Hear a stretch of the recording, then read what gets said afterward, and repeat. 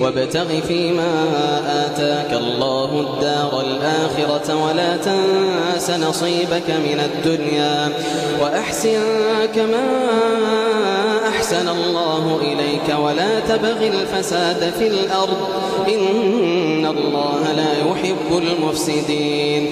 قال إنما أوتيته على علم عندي أولم يعلم أن الله قد أهلك من قبله